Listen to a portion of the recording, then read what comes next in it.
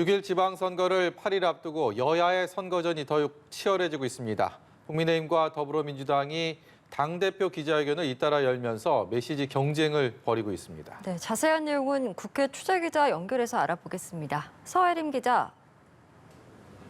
네, 먼저 기자회견을 연 쪽은 더불어민주당입니다.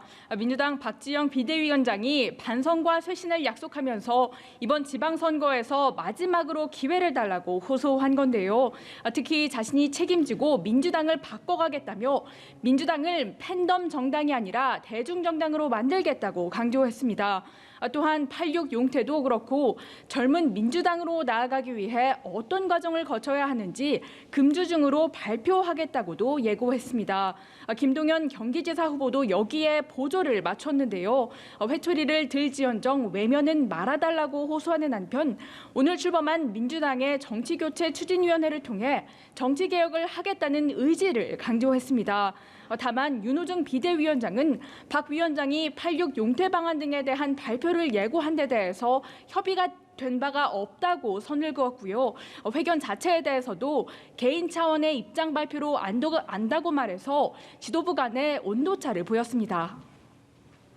네, 국민의힘 지도부도 메시지를 내놨습니다. 어떤 내용이었습니까? 네, 회견은 이준석 대표가 열었는데요. 이 대표는 우선 낮은 자세를 강조했습니다.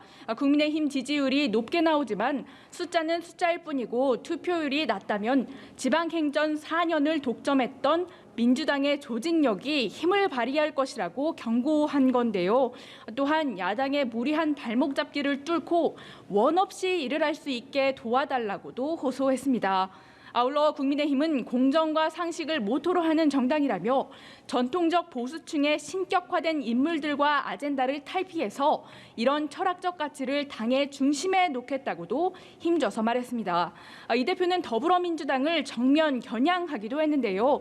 인천 계양을에 출마한 이재명 후보에 대해서는 대권 주자를 지냈다고 우쭐대는 후보의 권위의식에 가득 찬 망동이 국민의 규탄을 받고 있다고 지적했고 박 위원장의 오늘 회견에 대해선 사과에는 실천이 따라야 한다고 꼬집었습니다. 예, 한 가지 소식 더 알아보겠습니다. 더불어민주당이 21대 국회 후반기 의장단 후보를 선출했죠. 네, 그렇습니다. 민주당이 오늘 화상 의원총회를 열고 차기 국회의장과 민주당 몫의 부의장 후보를 결정했는데요. 의장 후보로는 5선의 김진표 의원, 부의장 후보로는 4선의 김영주 의원이 각각 선출됐습니다. 의장단 임명은 국회 표결로 완료되기 때문에 민주당은 현 의장단의 임기가 끝나는 29일까지 본회의를 열어서 표결을 해야 한다는 입장인데요. 다만 일정이 순조롭게 합의될지는 미지수입니다. 국민의힘이 의장단 선출 문제뿐 아니라 법제사법위원장을 포함한 후반기 원구성 문제까지 함께 논의해야 한다는 입장이기 때문인데요.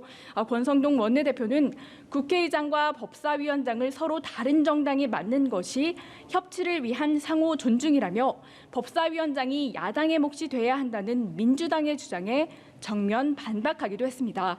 지금까지 국회에서 전해드렸습니다.